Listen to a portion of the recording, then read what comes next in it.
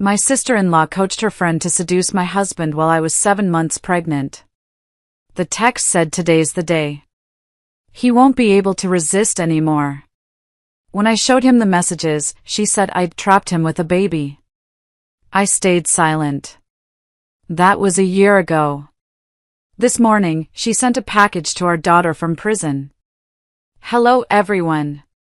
Thank you for being here with me today.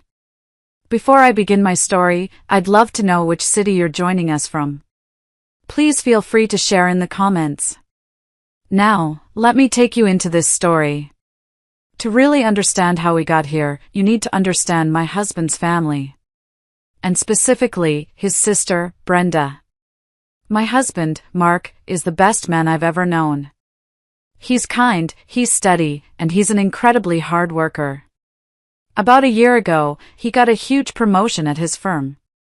It came with a significant salary bump, and after years of living in a cramped apartment and saving every single penny, we could finally buy a house.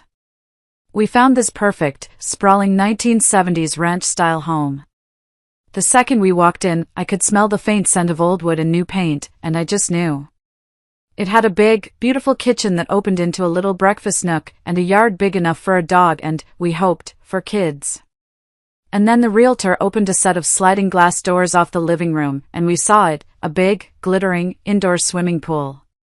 Well, Mark said, his eyes wide. We just stared at it. It was absurd, and it was perfect. We put in an offer that day.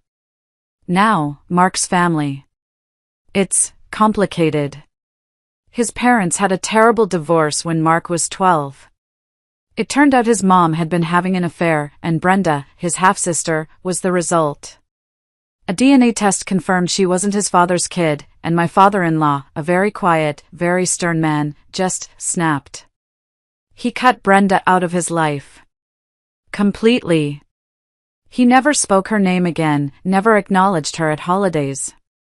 He didn't even attend her high school graduation. But he stayed incredibly close with Mark. Because of this, Brenda latched onto Mark like a lifeline. She was, to put it mildly, needy. She had this bottomless pit of insecurity, and she needed Mark to constantly fill it. She needed his approval, his attention, his protection. And Mark, bless his loyal heart, gave it to her. He was so fiercely protective of her, a knee-jerk reaction born from decades of guilt over their father's coldness. I tried to be understanding, I really did. But Brenda was erratic. She was wildly unpredictable. I'll never forget our engagement party. It was a small thing, just friends and family at a local restaurant. Halfway through the toasts, I noticed Brenda was in the corner, just sobbing. Mark rushed over, and I could hear her wailing, but I didn't get any gifts. Everyone is just looking at her. Mark spent the next 45 minutes calming her down in the parking lot while I had to cut our own cake alone. He always had an excuse for her. She's just been through a lot, Alice. She just feels left out. She doesn't mean it. So, when we bought the new house, of course we had to have a housewarming. When Brenda saw the pool, her eyes nearly popped out of her head. Oh my God, Mark! Alice! This is insane, she squealed, clutching his arm. It's like you're rich. Can I use it sometimes? Please, please, please? I can bring my friend Tanya. We'll be so quiet, you won't even know we're here. Tanya was Brenda's best friend. They were one of those inseparable pairs, and where Brenda was needy, Tanya was loud. Confident. A little abrasive. I'd met her a few times at family dinners and always got a weird vibe from her, but I chalked it up to me just being an introvert. Before I could even formulate a polite "we'll have to see," Mark jumped in. Of course, Bren. Absolutely. The pool's just sitting here. Just give us a heads up before you come over, that's all. I smiled and nodded, pushing down that little flicker of annoyance. What was I going to say? No? It was his sister. And in the beginning, it was fine. This was last year. They'd come over maybe once a week, usually on a Tuesday or Wednesday afternoon when Mark was at the office and I was working from home. I'd hear them arrive, they'd splash around for an hour, yelling and laughing, then they'd poke their heads in to say thanks and leave. It was no big deal. Then, everything changed. Two things happened at once. First, the big one, I got pregnant. After trying for almost a year, we finally saw those two pink lines. We were ecstatic. We were terrified. We started planning the nursery in the room that overlooked the backyard. Our dream house was finally going to be a home. The second thing was that SEDUCE resurfaced in our area. Mark's company, being cautious, transitioned their entire department to a full-time, work-from-home model. Suddenly, my quiet house was full. Mark set up a desk in the spare bedroom down the hall from our room, the one we hadn't picked for the nursery. His days were filled with conference calls, the sound of his work voice echoing down the hall, and the constant, rapid click-clack-click of his keyboard. It was an adjustment, but we were happy. We were safe, we were together, and we had a baby on the way. That's when Brenda called. Not Mark, but me. Hey, Alice, she chirped. So, Tanya and I are just dying for a swim. We've been going stir-crazy. We've both been isolating perfectly for 2 weeks, super careful. Would it be okay if we came over tomorrow, maybe around noon? I hesitated, my hand resting on my small, 4-month belly. Oh, I don't know, Brenda, I said, looking at Mark, who was on mute on a call, frowning at his screen. With the baby and everything, my doctor wants me to be extra cautious. I'm really uncomfortable with having people over right now. I heard her let out a long, dramatic sigh. The kind she used when she was about to lay on the guilt. Oh, come on, Alice. We've been perfect. We haven't seen anyone. I swear on my life. It's just the pool. We'll be in and out. There was a pause. I already asked Mark, and he said it would probably be fine as long as we isolated. And there it was. The classic Brenda-Mark maneuver. She'd gone to him first, gotten a maybe, and was now using it to corner me. If I said no, I would be the bad guy. I would be the controlling, hormonal pregnant wife. Okay, I said, forcing a cheerful tone I didn't feel. Okay, fine. Tomorrow at noon is fine. Just, please be careful. We will. You're the best, Alice, she trilled, and hung up. They showed up the next day, right at noon. Mark was actually on a break, grabbing a coffee in the kitchen. I was about 5 months pregnant now, starting to feel swollen and awkward. They came in, all smiles. You're getting so big! Brenda exclaimed, eyeing my stomach. Tanya just smiled and complimented my maternity top. Mark's in his office, he's on a call, so we should probably be quiet, I said, leading them toward the pool room. Oh, he's home? Great! Brenda said. They went straight to the pool, and I went back to my laptop at the kitchen island. About an hour later, Mark came out of his office, stretching and rubbing his eyes. He came over and kissed the top of my head, grabbing a handful of nuts from the pantry. We were just hanging out, talking about what to have for dinner, when Brenda walked in, dripping wet, to get a drink of water. Oh, hey, Mark, she said, her whole face lighting up. She started chattering away, telling him some long, boring story about her boss. He listened politely, nodding. Then, just as she was about to go back to the pool, she turned and gave him this weird little smirk. Tanya's going to be so happy to see you, she said. It was such an odd comment. Mark and Tanya barely knew each other. He just shrugged, looking confused, and went back to talking to me. Not 2 minutes later, Tanya walked into the kitchen. And my God. She was dripping wet, her hair slicked back. She was wearing a tiny towel, wrapped low on her hips, and it wasn't covering much of her string bikini. Oh, Mark, she exclaimed, her voice suddenly an octave higher than it had been an hour ago. I didn't know you were home. Mark, ever the polite one, just said, Hey, Tanya. How's it going? For the rest of his 10-minute break, she completely monopolized him. She was. I don't know how else to say it. She was performing.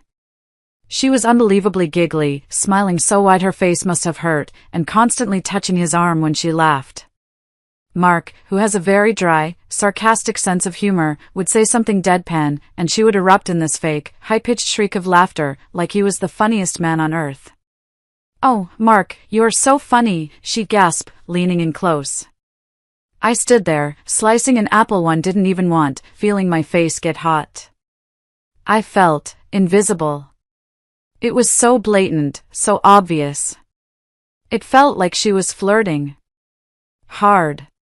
And Brenda was just watching from the pool room doorway, sipping her water with that same strange, satisfied smirk on her face.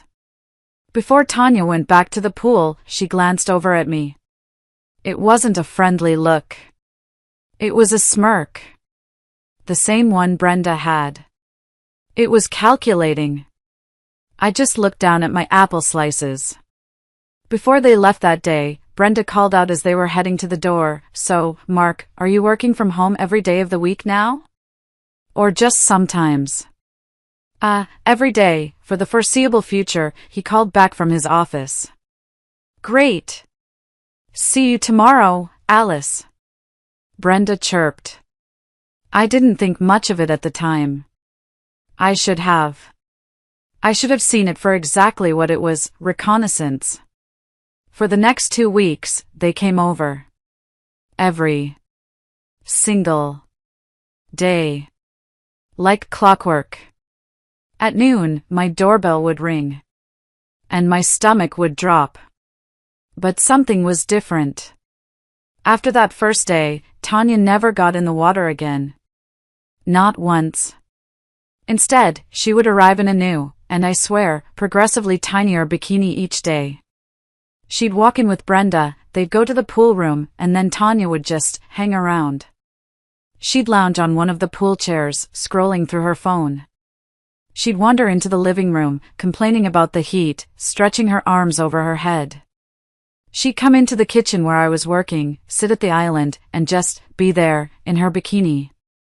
And like a predator waiting for its prey, the second she heard Mark's office door open, she was on her feet. I'd be in the middle of a sentence, Hey, hon, did you remember to call the OBGYN? And she would suddenly be there. Oh, Mark. I was just wondering, what kind of protein powder do you use? Your arms are, like, amazing. She would cut into our conversations, asking him about his work, telling him some long, pointless story, her eyes wide, her voice syrupy. She would keep him talking, laughing at everything he said, until he'd finally have to excuse himself to get back to a meeting. It got worse. One afternoon, I'd made a big batch of chicken salad for lunch. I was setting out plates for all of us. I'm just going to call Mark down, I said, getting up from the table. Brenda, who had been watching me like a hawk, quickly put a hand on my arm. Oh, Alice, don't get up. You're pregnant, you need to rest. You just sit down. She then looked over at Tanya, who was pretending to read a magazine. They shared a look. It was tiny, just a split-second flicker, but I saw it. Tanya can get him for you, Brenda said, her voice sugary sweet. Tanya's face lit up. She beamed. I'll get him, she said, and she practically skipped to his office door. I just sat there, my appetite gone. She was also getting touchier. A hand on his chest while she shrieked with laughter. A lingering touch on his forearm. She'd stand uncomfortably close to him, so their shoulders were brushing. Now, to my husband's credit, he was not encouraging this. I watched him. He'd subtly shift his weight away. He'd take a step back to create space. He'd answer her questions politely but briefly. He was clearly handling it, but he was handling it passively. He was tolerating it. And I knew why. He was tolerating it for Brenda's sake. I just knew Brenda was in on this. Because at the same time Tanya's behavior was escalating, Brenda's comments started getting sharper. They were little pregnancy-related jabs, disguised as casual conversation. One day, she told me this long, dramatic story about a friend of hers whose boyfriend cheated on her while she was 7 months pregnant. She ended it by looking me straight in the eye, her head tilted, and asking, "Did you know a lot of men start cheating when their wives are pregnant? It's like a biological thing, they get scared. It's so sad." Another time, while I was getting a glass of water, she looked me up and down. I was wearing maternity overalls and felt like a whale. "You're getting really chubby now, huh?" she said, not unkindly, just as an observation. "It just looks so weird next to Mark, you know? Because he's so well built and in shape." She'd say it with a sweet, concerned smile, as if she were just pointing out that I had spinach in my teeth. And she was the lookout.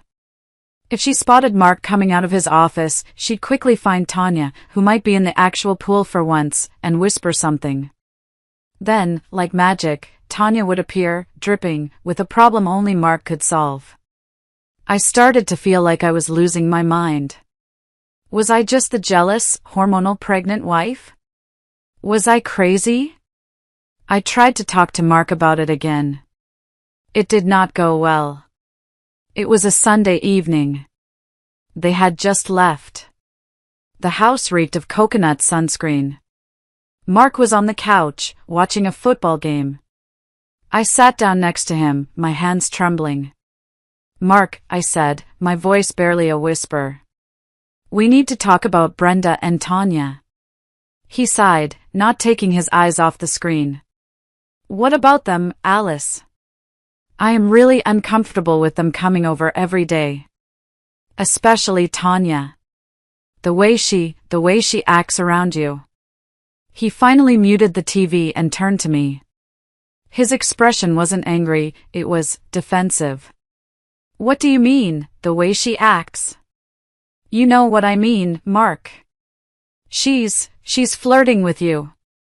She's half naked in our kitchen, she's touching you, she's cutting me off to talk to you. She's throwing herself at you." He ran a hand through his hair. "Alice, I really think you're reading too much into this. She's just a friendly person.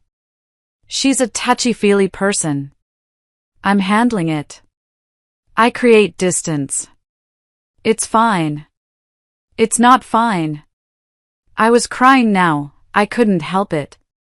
"It's not fine. It makes me feel horrible, in my own home. And Brenda just watches. And she says these awful things to me about how I look, about men cheating." "Brenda said that?" he asked, frowning. "Yes. She's in on it. I know she is." "Okay, look," he said, his voice softening, but still firm. He took my hand.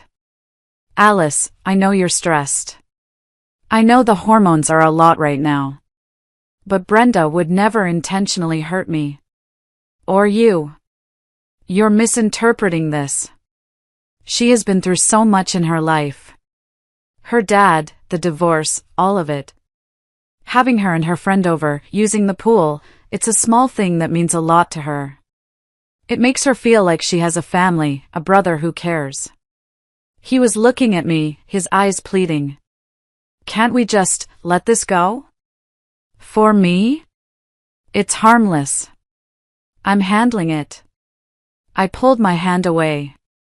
He wasn't handling it. He was enabling it. He was choosing his guilt over his sister over my comfort, in my own home, while I was carrying his child. I stood up. "I'm going to take a bath," I said, my voice flat.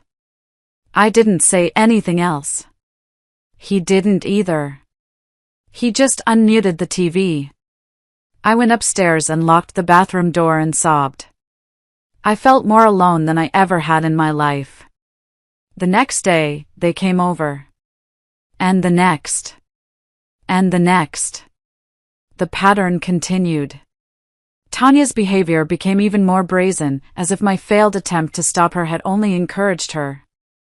She arrived one afternoon in a red string bikini that was, and I am not exaggerating, just 3 small triangles of fabric and some strings. It left nothing, and I mean nothing, to the imagination. I was mortified. Mark came out for his coffee break, and Tanya, who had been reading by the pool, practically sprinted from the pool area. I was at the sink, washing some dishes. She positioned herself right between Mark and the coffee maker, her back to me. "Oh, Mark, I just can't reach the mugs you use," she purred, reaching up to the top shelf. She was standing so close to him. As she strained to reach, her body pressed right against his for a long moment before he stepped back, a clear look of annoyance on his face. "Here," he said, grabbing a mug and handing it to her. She gave him a low-lidded wink. "Thank you.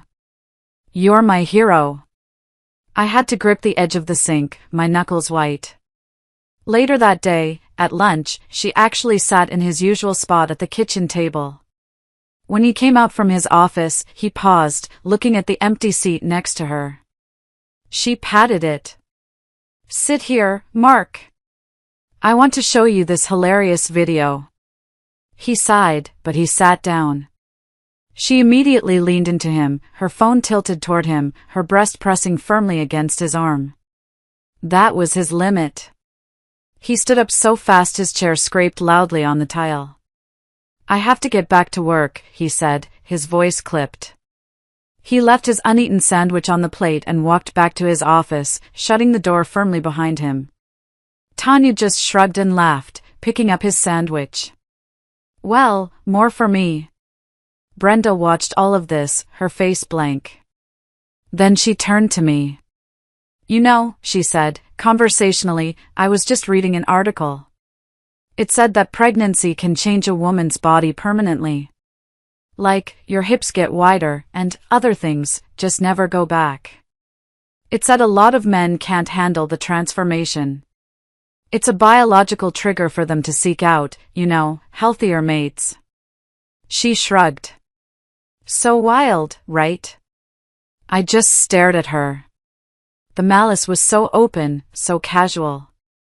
When I tried to confront her about it, she deployed the fake tears. "Alice, I'm just trying to prepare you for reality. Why are you so sensitive? God, it must be the hormones. You're being so paranoid. You're creating problems where there aren't any." That was the night I started documenting everything. I felt like I was losing my mind, like I was in a funhouse of gaslighting. I needed proof. I needed to know I wasn't the crazy one. I sat up late, long after Mark was asleep, my phone glowing in the dark. I created a new note. I wrote down every comment, every date, every time. July 14th, Brenda's story about men cheating during pregnancy. July 16th, Tanya's red bikini. Waited for Mark by coffee maker. July 17th, Tanya sat in Mark's seat, pressed her chest against his arm. July 18th, Brenda's comment about permanent body changes and healthier mates. I started taking pictures. When Tanya was splayed out on the pool chair in her scrap of fabric, I'd take a picture from the kitchen window. I recorded the times she followed Mark. I wrote down every single one of Brenda's cruel, helpful remarks. Mark found me doing this one evening.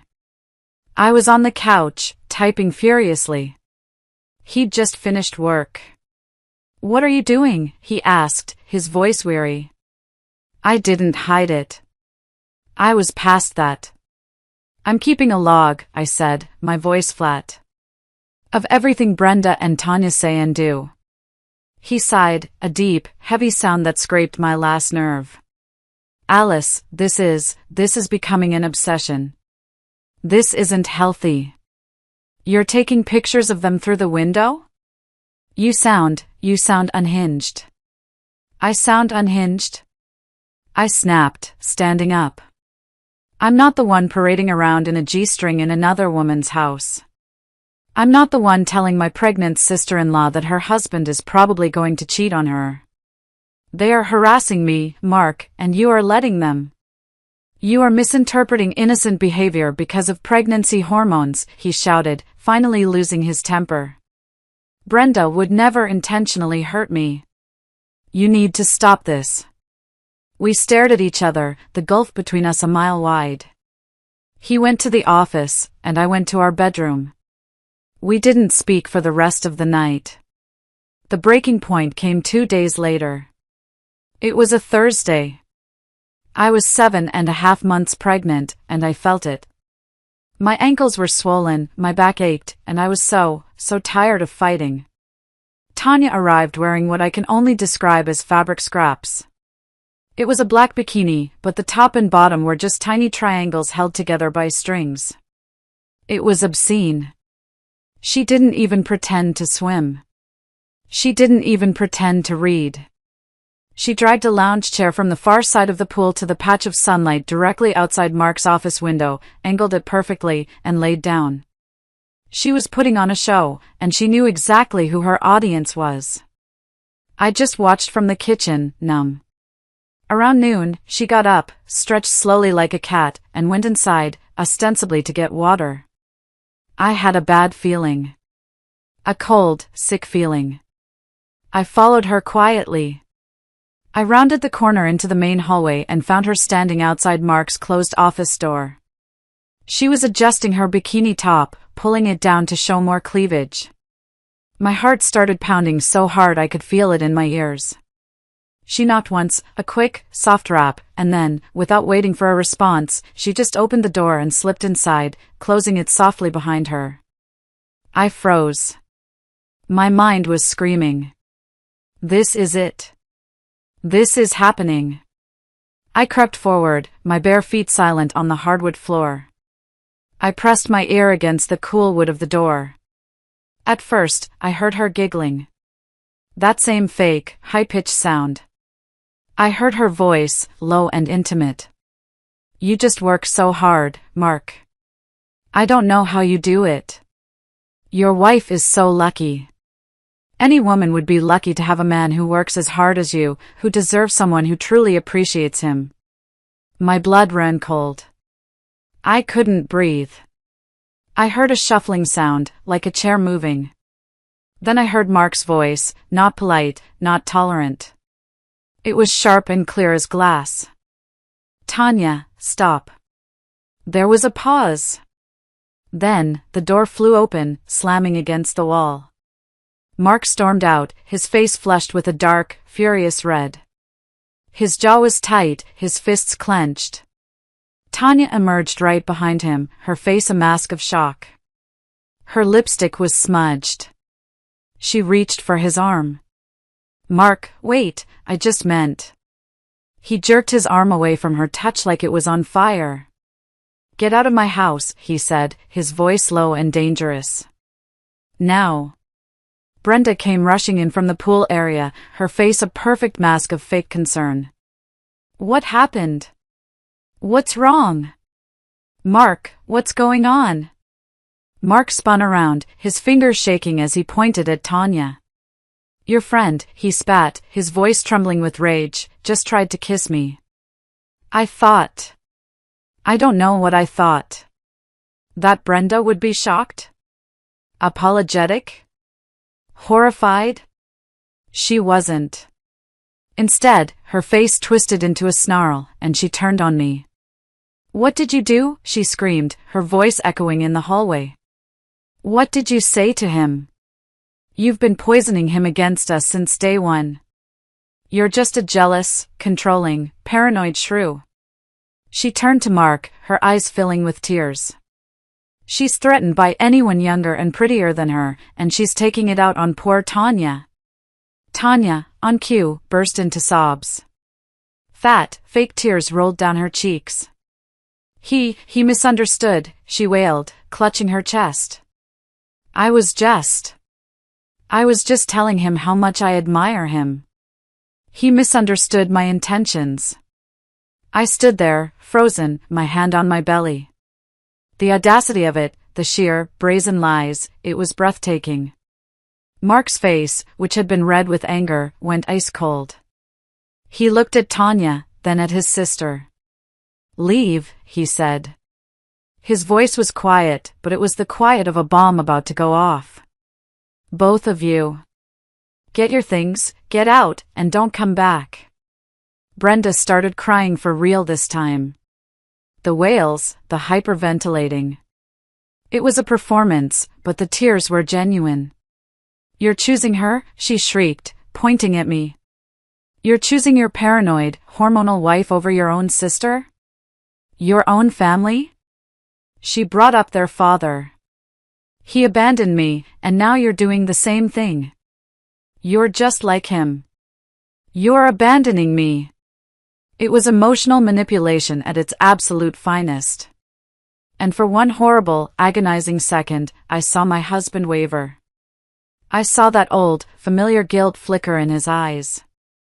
He'd been programmed his whole life to respond to those tears. And then, Tanya made a mistake. A fatal one. She muttered it under her breath, but in the sudden silence of Brenda's sobs, we all heard it. She doesn't deserve you anyway, she hissed, glaring at me. She trapped you with a baby. The silence that followed was deafening. The air crackled. Every bit of doubt, every trace of guilt, vanished from Mark's face. His expression shifted from anger to something new. A cold, horrifying realization. He looked at Brenda. Really looked at her, as if for the first time. His voice was dangerously quiet. Was this planned? Brenda's tears stopped. Instantly. Like a faucet turning off. She lifted her chin, her eyes narrowing. The victim mask was gone, replaced by pure, unadulterated venom. I was just looking out for you, she said, her voice dripping with contempt. You deserve better. Better than a fat, paranoid wife who is only going to get worse after the baby comes. Tanya understands you. Tanya would make you happy in ways she never could. I felt the blood drain from my face. Fat, paranoid wife. Get out, Mark said. It wasn't a yell. It was a command. A final judgment. Brenda tried more tears, more guilt trips about their father, but he was done. He wouldn't budge. He just stood there, a stone wall, pointing at the door. Fine. Brenda screamed. Fine. They scrambled to gather their things, a flurry of towels and sunscreen and cheap sunglasses. As Tanya snatched her bag from the kitchen counter, her phone fell out. It landed on the tile, face up. The screen lit up with a new message notification. Before she could grab it, I saw my name in the text preview. Mark saw it too. He picked it up. Tanya lunged for it, screaming, "Give me that." It's private, but Mark held it high out of her reach, his other arm blocking her. His eyes scanned the screen. His face went white. He started reading the messages aloud. His voice was flat, hollow, devoid of all emotion as he read a history of conspiracy. It was all there. Brenda, coaching Tanya for weeks. Where the blue string won today, it shows more. He'll be coming out for coffee around 10. Be in the kitchen. Tell him he deserves someone who appreciates him. Make him see she doesn't. He read messages about waiting until I was too pregnant to fight back and too ugly to compete. He read messages about how men are most vulnerable when their wives are at their least attractive. And then he read the final message. The one that had just arrived. It was from Brenda. His voice cracked as he read it. Today's the day. He won't be able to resist anymore. Tanya snatched her phone back, her face a mask of ugly fury, and ran out the front door, slamming it behind her. Brenda stood frozen, her scheme laid bare. Mark looked at her, his voice breaking. Why? Brenda, why? Why would you do this to me? She laughed. It was a bitter, ugly, broken sound. Why? She shrieked. Because you have everything. You always have. You have the perfect job, the perfect house, this perfect pool. She jazzed wildly around the room. You have the perfect, pretty wife. You have the baby on the way. You have each other. Her voice dropped, filled with a poison that had been brewing for years. What do I have? I have nothing. A father who won't even acknowledge me and a brother who only tolerates me out of guilt. I wanted to hurt you. I wanted to hurt her. I wanted to destroy something beautiful, because I can't have it. Leave, Mark said again.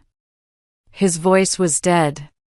Leave, and never contact us again. You'll regret this, she screamed, backing toward the door. You'll be sorry. Family is supposed to stick together. Family doesn't try to destroy each other's marriages, he replied, his voice firm as steel. As she yanked the door open, she hurled one last insult over her shoulder, her eyes fixed on me. When you get fat and boring after the baby, Mark, you'll wish you'd listened to me. You'll be begging for someone like Tanya. The door slammed shut. The house was suddenly, profoundly, deafeningly quiet. I couldn't feel my legs. I sank into a kitchen chair, my whole body shaking so hard my teeth were chattering. The stress, the fear, the betrayal of the past weeks, it all crashed over me in a tidal wave. I just put my head in my hands and sobbed. Mark was there in an instant, kneeling on the floor beside me, his arms wrapping around my belly, his own body shaking. I'm so sorry, he whispered, his voice thick. God, Alice, I am so sorry. I was so blind. I was so stupid. He pulled back, his eyes searching mine, full of a guilt that was now, finally, pointed in the right direction. I let my guilt over her, it stopped me from seeing who she really was. I dismissed your concerns. I dismissed you. It was easier to believe you were hormonal than to confront the truth about my own sister. Can you ever forgive me? I couldn't speak. I just held him. We held each other in the silent kitchen while I cried, releasing weeks of tension and fear. That night, it happened. I woke up around 2 a.m. with a sharp, cramping pain. I thought it was just a stomach ache, but then it came again, stronger. I was having contractions. Mark drove me to the hospital, his face pale with fear in the dashboard lights. He held my hand the entire way, his knuckles white, whispering, "It's going to be okay. Everything is going to be okay. I promise." As we waited in the triage room, the first thing he did was block Brenda's number on both of our phones. Then, his face set in a grim line, he called his father for the first time in months. I only heard his side of it. Dad. I need to tell you something about Brenda. You were right. All these years, you were right. He listened for a long time. His father, it turned out, wasn't surprised at all. She's always been manipulative, Mark told me he'd said. Even as a child. The doctor finally saw us. After an anxious hour, she assured us the contractions were just Braxton Hicks. The stress, she said, had triggered a pre-labor event. She prescribed strict bed rest and told me to avoid any and all emotional upheaval. I wanted to laugh. Mark helped me back into the car, his hand on the small of my back, so gentle, as if I were made of glass. The house felt different when we returned. Emptier. Colder. But somehow, safer. The constant threat of invasion was gone. The next morning, Mark called in sick to work. He made me breakfast in bed, toast and eggs I couldn't eat, and sat on the edge of the bed, finally ready to talk. He told me everything. About growing up with the weight of Brenda's existence. How his mother, after the divorce, would cry and beg him, a 13-year-old boy, to be nice to your sister, she has no one else. He explained how his father's complete, cold rejection of Brenda had made him feel responsible for her happiness, a burden he'd carried his entire adult life. He'd spent years making excuses for her, convincing himself her neediness and manipulation were just symptoms of abandonment. He admitted he'd been a coward. While we were talking, his phone, sitting on the nightstand, started buzzing. And buzzing. And buzzing. Brenda. She was calling from different numbers, from apps, from blocked IDs. She was leaving voicemails. He played them for me on speaker. They were terrifying. One was a tearful, sobbing apology. The next was a vicious, snarling threat, promising to ruin me. One particularly nasty text he got through some app said she'd already told their mother that I was abusing him, that I was isolating him from his family. Another claimed she had photos of him and Tanya that she'd doctored to look compromising and was going to send them to his boss. His mother called that afternoon. Mark, his face grim, put her on speaker. She was hysterical. "Mark! What have you done? Brenda is a wreck," she shrieked, her voice shrill. "How could you just throw her out? That jealous, controlling wife of yours has turned you against your own sister. Brenda told me everything.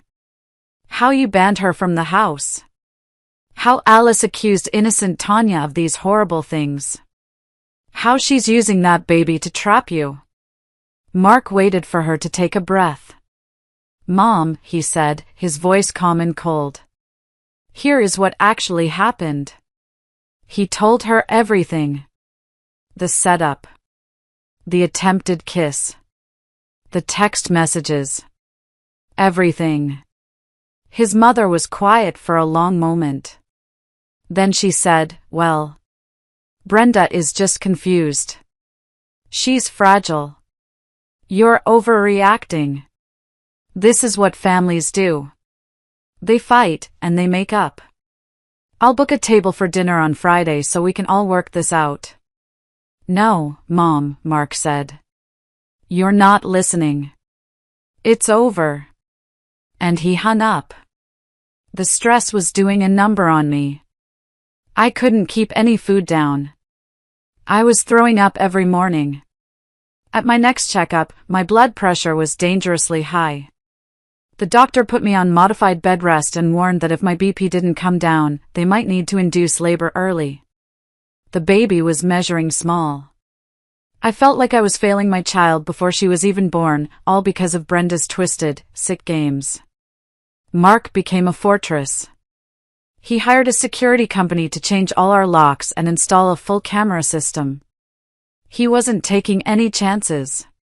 The security consultant, a serious man with tired eyes, mentioned that in cases like these, family members often escalated when cut off. He suggested we document everything and consider a restraining order. 3 days after the confrontation, I was on the couch, trying to rest, when the doorbell rang. Mark was in the shower.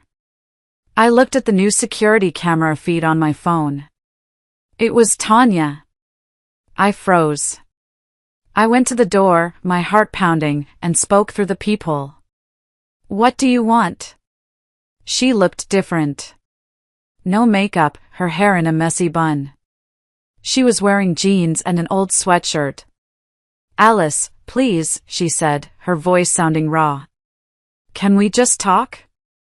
I need to explain." Against my better judgment, I opened the door, but kept the security chain on. She stood on the porch, wringing her hands. "Brenda manipulated me, too," she said, the words tumbling out. She promised me that Mark was unhappy. That he was looking for a way out.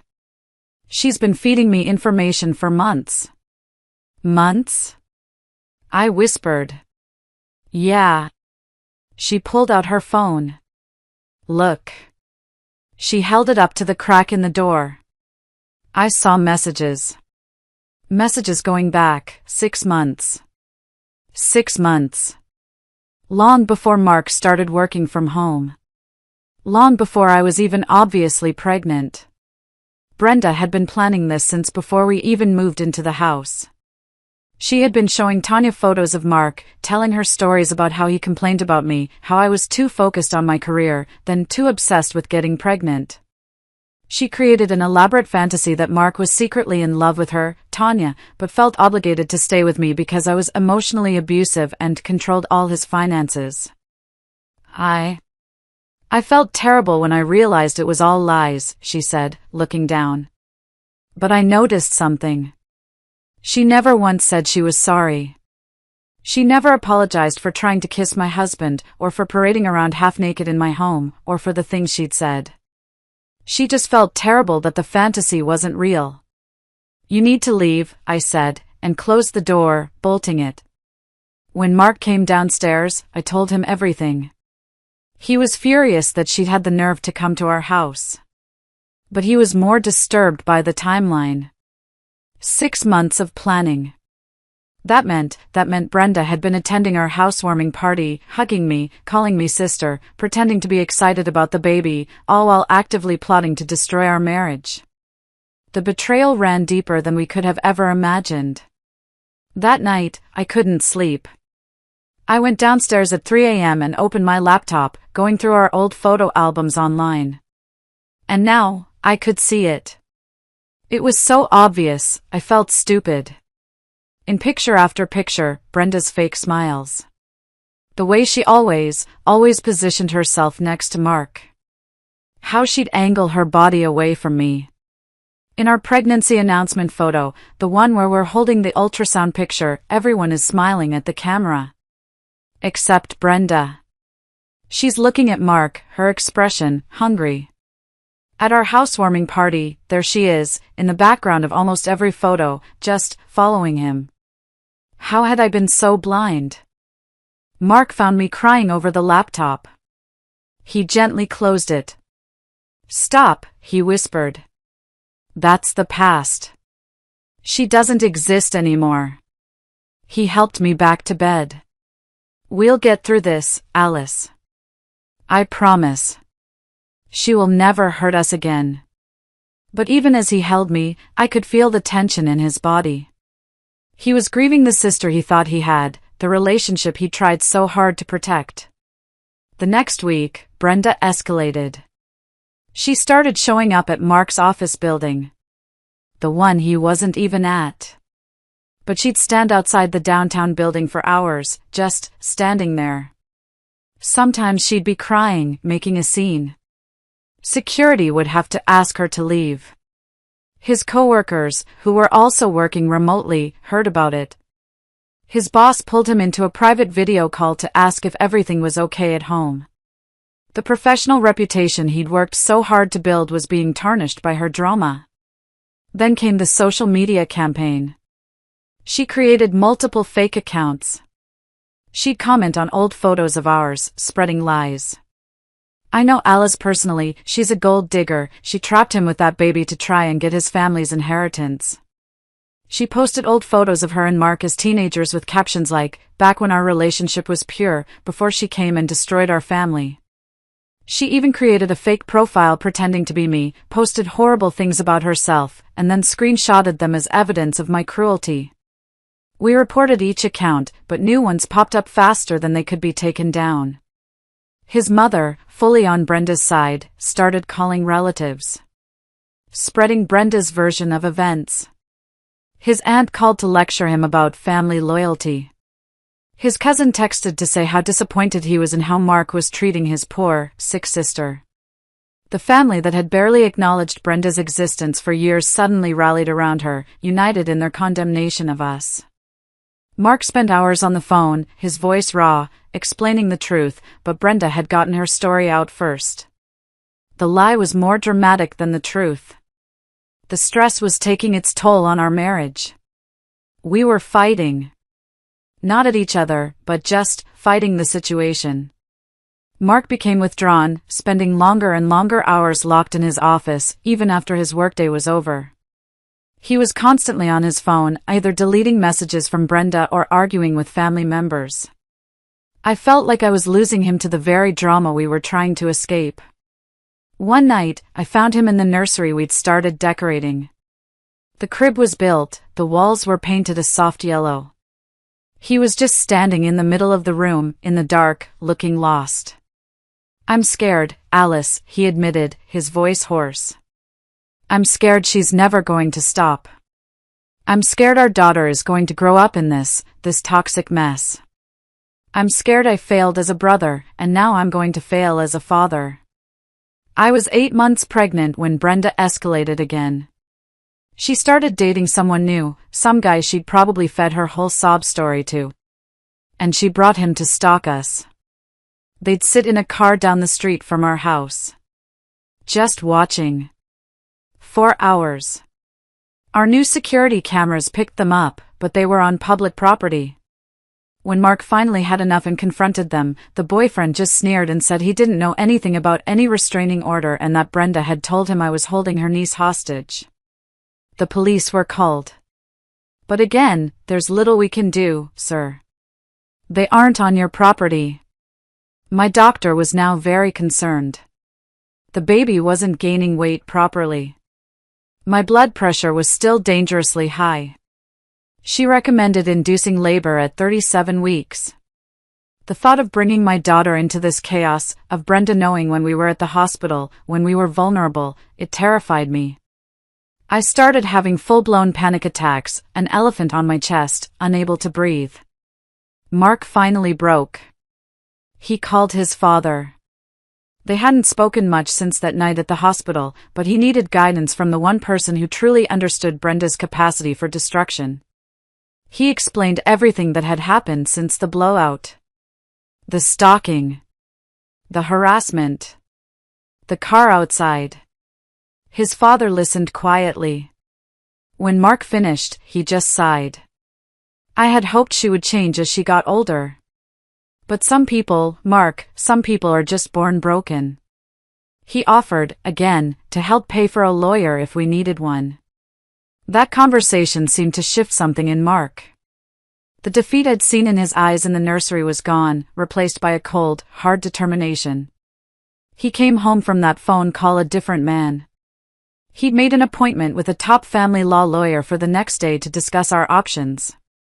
He'd also arranged for us to stay with his father for a few days, starting now, just to get away from the house, get away from the car down the street.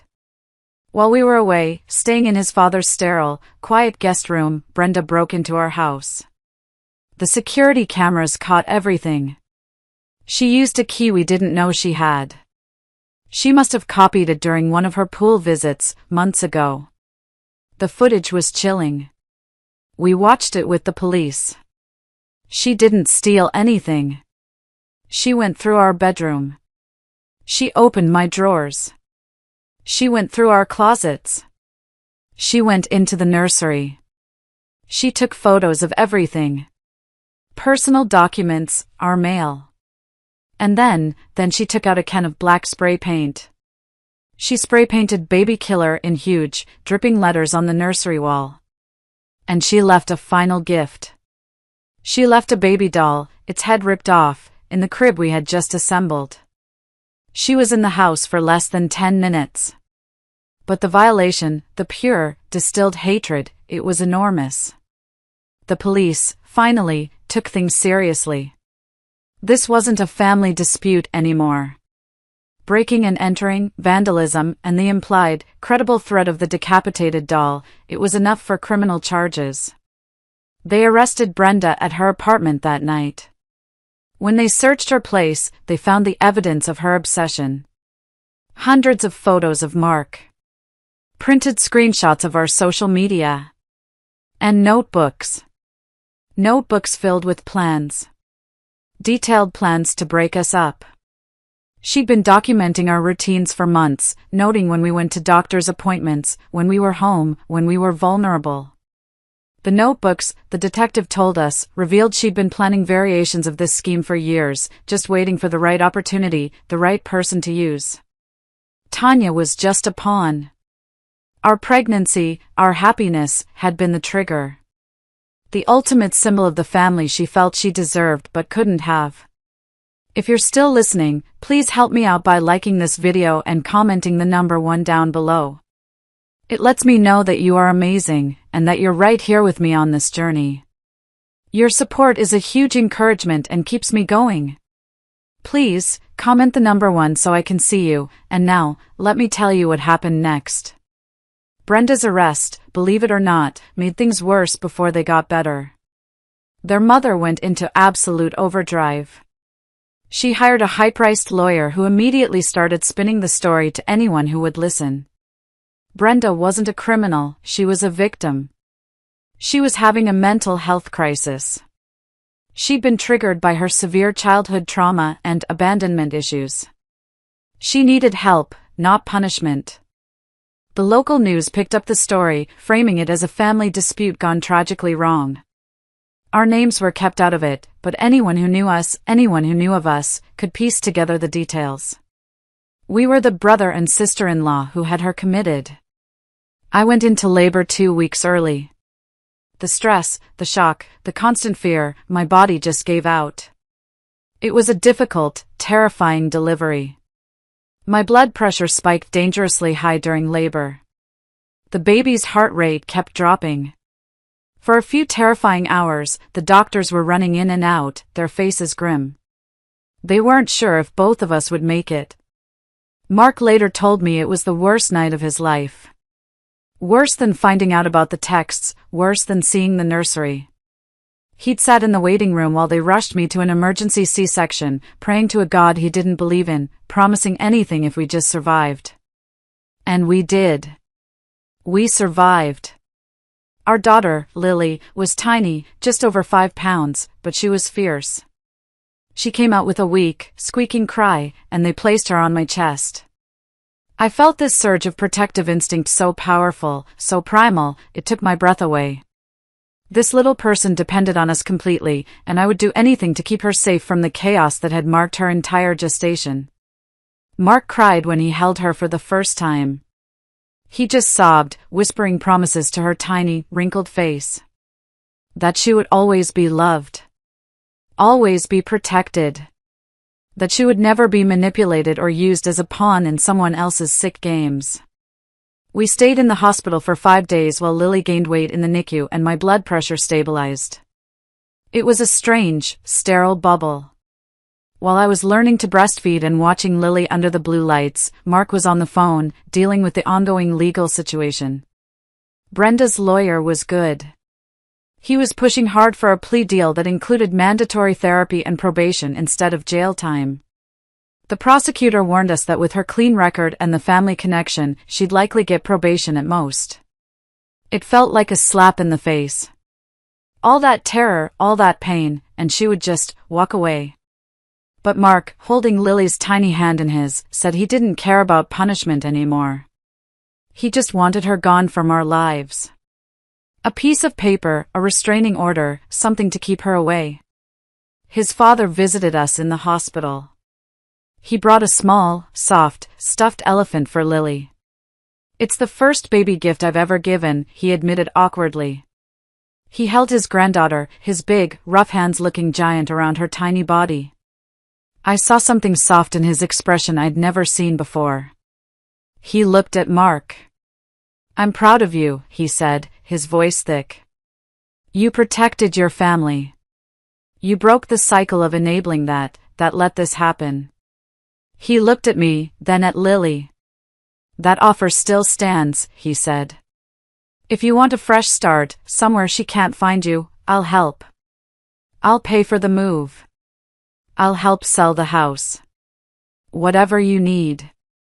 The idea of moving, which had been a vague maybe, suddenly became a lifeline. When we brought Lily home, the house felt tainted. We had the nursery repainted, of course. The black paint was gone, replaced by the same soft yellow. But we could still smell it. We knew what was under there. Every room held a memory. The kitchen, where Tanya had flirted. The hallway, where Brenda had screamed. And the pool, once our selling point, our dream, it just felt like a crime scene. We couldn't look at it without remembering. We kept the door locked. Mark's work, hearing about the family issues, offered him a transfer. His boss, who had been so understanding, said, "Look, our West Coast office is expanding. They need a team lead. It's a promotion, actually. If you want it, it's yours. A fresh start. A fresh start. 3,000 miles away. A new city where no one knew our story. Where we wouldn't be that family from the news. We'd be 3,000 miles from Brenda, from his mother, from the family members who still believed we were the villains. The decision was made for us a week later. Brenda, somehow, had made bail. Her high-powered lawyer had argued she was no flight risk. The judge agreed, on the strict condition of a no-contact order. No contact with us, our property, our families. She didn't contact us directly. She sent Tanya to do her dirty work. I was at the grocery store, my first real outing alone with Lily, who was strapped to my chest in a carrier. I was in the diaper aisle, trying to figure out which brand to buy, feeling overwhelmed and exhausted. Alice. I turned. It was Tanya. She was standing right there. My blood ran cold. Brenda just wants to apologize, she said, her voice low and quick. She's getting help. She's in therapy. She just wants to see the baby. Just once. She just wants to see her niece. I tried to push my cart past her. Leave me alone, I said, my voice shaking. She grabbed my arm. Her grip was tight. Her face changed, the concerned look vanishing. You destroyed a family, she hissed, her face close to mine. You ruined her life. You'll pay for what you've done. A stock boy at the end of the aisle looked up. Ma'am? Is she bothering you? Tanya let go of my arm instantly and fled. I abandoned my cart and ran to my car. I sat there for a full hour, in the driver's seat, shaking, holding Lily so tight she started to cry. We would never be safe as long as we stayed here. Mark submitted his transfer request that night. When he explained the situation, the bail violation, the confrontation, his company expedited it. Within 2 weeks, they had arranged for movers, temporary corporate housing, and a new position that actually came with a small raise. His father, true to his word, handled the house. He listed it with his own realtor and sold it quickly, for a loss. We didn't care. It was freedom. We told only our closest friends and my parents where we were going, swearing them to secrecy. Brenda was arrested again for violating her bail conditions after we reported the grocery store incident. We had a witness, the stock boy. This time, the judge was not lenient. Bail was revoked entirely. She would await trial in custody. Our last week in town was a blur. My parents spent every possible moment with Lily, taking thousands of photos, memorizing her face. They understood why we had to leave, but it was breaking their hearts. Mark met with the prosecutor one final time. They'd offered Brenda a deal. With the new violation, they had more leverage. 2 years probation, mandatory inpatient psychiatric treatment for 6 months, and a permanent, legally binding restraining order. If she violated any terms, contacting us, our friends, our family, or even posting about us online, she'd serve a full 5 years in prison. Mark agreed. It wasn't the justice we'd hoped for, but it was something. It was a cage. His mother made one last, desperate attempt. She showed up at our house the night before we left, while the movers were taping up the last boxes. She looked older, smaller than I remembered. She begged Mark to reconsider, claimed Brenda was just sick, that family must forgive. Mark let her see Lily through the closed screen door. But he wouldn't let her inside. Forgiveness doesn't mean forgetting, Mom, he told her, his voice quiet but firm. And protecting my daughter means keeping her away from anyone who enabled Brenda's behavior. That includes you. His mother left crying, but for the first time in his life, her tears didn't move him. We drove away from our house at dawn, the moving truck already on the highway.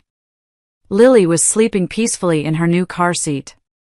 As we passed the city limits, Mark reached over and took my hand. In the rearview mirror, I watched our old life, our dream house, disappear. Ahead lay uncertainty, but also hope. Hope for a life free from manipulation, free from fear. The drive across the country took 5 days. We stopped at random motels, ate at small diners, and slowly, with every mile, I felt the weight of the past months lifting. Lily saw her first sunset in New Mexico, her first mountains in Colorado. Mark smiled more in those 5 days than he had in the past year. By the time we reached the Pacific Ocean, we felt like different people. Scarred, but healing. Our new apartment overlooked the Pacific. It was a cramped 2-bedroom that cost twice what our mortgage had been, but the view was incredible. Mark set up his home office in the corner of our bedroom. I arranged Lily's things in the tiny nursery. The building had no pool. Just a small, shared courtyard. It was perfect.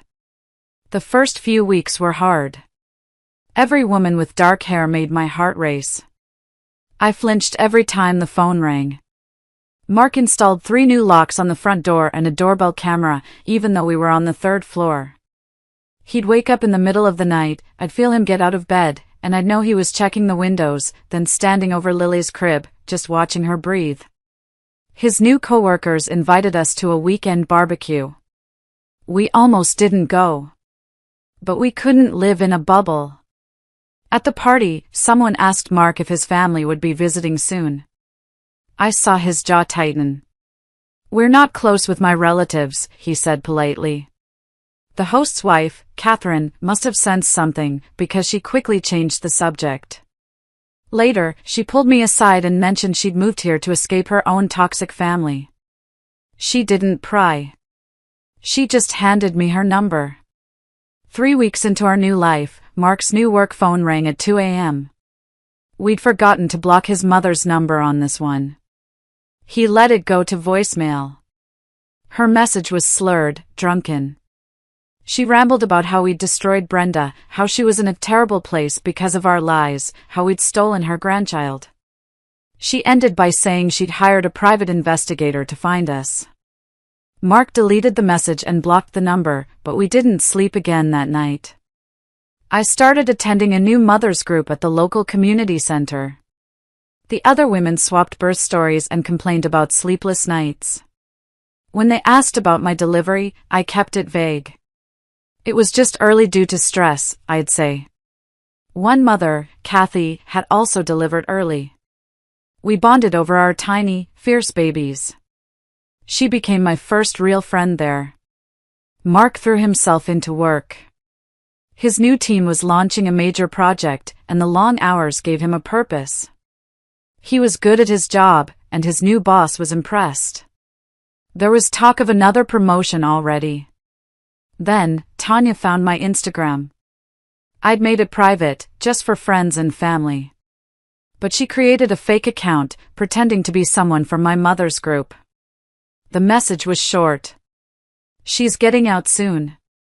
She knows where you are." I showed Mark, my hands shaking. He immediately called his father. His father called the lawyer. Brenda was not getting out. She was still in the mandated psychiatric facility. It was a lie. Just a cruel, calculated lie to terrorize us. I deleted all of my social media accounts that night. The prosecutor called with an update. Brenda had completed her 6-month inpatient program. She was being released to a halfway house and would begin her 2 years of strict probation. The permanent restraining order was in full effect. She violates, she goes to prison, the prosecutor reminded us. You are protected. But we both knew a piece of paper couldn't stop someone so determined. A few months passed. Our new friends, Catherine and her husband, Theodore, became our chosen family. We'd have them over for dinner. Theodore, a lawyer himself, listened patiently as Mark vaguely explained our situation, and he gave us advice on how to enforce the restraining order in our new state. Lily started sleeping through the night. Such a small thing, but it felt monumental. Mark's father called with news. Brenda had been released from the halfway house, and true to form, had immediately violated the restraining order. She hadn't come near us. She'd gone to his house, their old house, and stood on the lawn screaming for 5 hours until the neighbors called the police. This time, the judge wasn't lenient. She was sentenced to 6 months in county jail. No plea deals. No therapy. Just a cell. 6 more months of peace. We renewed our lease on the tiny apartment. We signed for 2 years. This place, with its ugly carpet and old appliances, had become our sanctuary. Lily took her first steps in the narrow hallway. Mark joined a weekend basketball league through work. I went back to work part-time, remotely. My new colleagues didn't know about pools or sisters-in-law or restraining orders. The normalcy felt foreign, and it was wonderful. One evening, Mark's phone buzzed. Unknown number. He almost didn't answer. It was Tanya. She was crying. Apologizing. Saying she was in therapy now, that she understood how wrong she'd been, that Brenda had manipulated everyone. Mark just said, "Don't call this number again," and hung up. He immediately called our lawyer. We had the restraining order updated to explicitly include Tanya as an agent of Brenda. Lily's first birthday arrived. We decided to have a small party. Just my parents, who flew out, and our new, chosen family, Catherine, Kathy, and their kids. Mark's father flew out, too.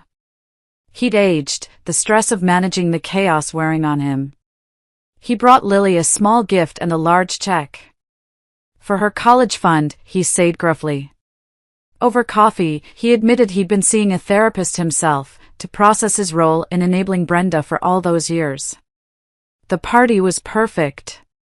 Lily smashed her cake with enthusiasm.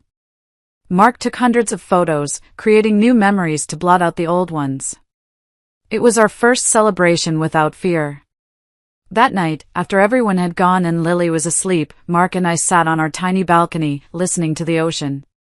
He pulled me close. "We made it, Alice," he whispered. "We made it through the worst." I wanted to believe him. I really did. 2 days later, a package arrived. It was a small, brown box, addressed to the residents. No return address. Mark wouldn't let me open it. He called building security. They came up, examined it carefully, and finally opened it in the hallway. Inside, nestled in tissue paper, was a beautiful, expensive-looking baby dress. And a small, handwritten note. For my niece. D. Security kept everything as evidence. The police were called. But, as they explained, since she hadn't contacted us directly, she'd just mailed a package to the residence of our apartment number, which she could have found through a PA. It didn't technically violate the restraining order. Technically legal. But emotionally violating. She knew where we lived. The peace was shattered. We donated the dress. And that weekend, we found a new apartment, in a different neighborhood, one with a gated entry and a 24-hour doorman. We paid extra for immediate occupancy. We didn't give a forwarding address. As we packed the boxes, again, Lily toddled around, helping by putting her toys in the boxes and then taking them right back out. She had no idea we were running. To her, it was just an adventure. By Sunday night, we were in our new home. Our third home in a year. As we lay in bed, exhausted, with Lily sleeping safely in a pack-and-play between us, I stared at the new, unfamiliar ceiling. The sunrise brought another day of building our life away from the chaos. And that's where we are now. One day at a time. One small victory after another. We're safe. We're together. And she will never find us again. Thank you for listening to my story. It feels good to finally say it all out loud. If you've ever dealt with toxic family, or someone who just won't let go, please share your thoughts in the comments. It helps to know you're not alone. Please like this video if you made it this far, and maybe share it. You never know who might need to hear it.